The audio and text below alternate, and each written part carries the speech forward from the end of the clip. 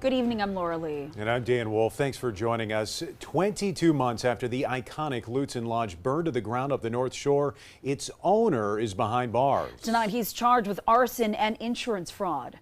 This is that fire on the morning of February 6th, 2024. Massive flames tore through the hotel, which amazingly had no guests staying there at the time, so there were no injuries. That fact and questions about Lutsen Lodge owner Bryce Campbell's financial past and civil lawsuits that he was facing led to people pointing fingers at him shortly after the fire. Well, now he faces felony charges as authorities allege he set fire to the building that meant so much to so many people across this region. Well, efforts that law enforcement and prosecutors, including those from Cook County, highlighted during a news conference this afternoon in St. Paul. At Northern News Now, Sophia Lauber covered that presser and joins us now in studio. Sophia, how did their investigation lead them to Campbell? Dan, Laura, authorities say that Campbell was facing significant financial troubles leading up to the fire, saying he set the lodge on fire as part of an insurance fraud scheme. Supporting details include Campbell's whereabouts on the night of the fire, video and interviews placing him at the lodge shortly before the fire began. First call came in around 12:30 the morning of February 6th from the only person in the building, an overnight employee who saw smoke coming from outlets in the lobby. Campbell later said he had stopped by the lodge at about 11:45 that night to grab something from his office.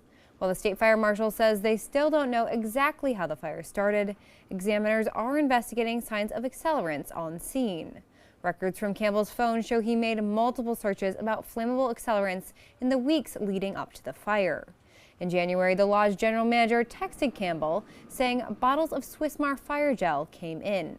Campbell replied, quote, "Good, glad they came in after the insurance inspection, LOL."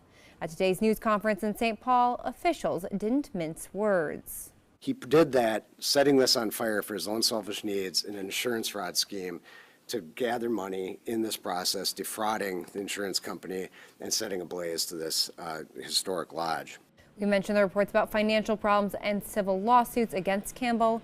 Documents show Campbell was more than $14 million in debt at the time of the fire, including close to $13 million in payments towards purchasing Superior Shores Resort near two harbors.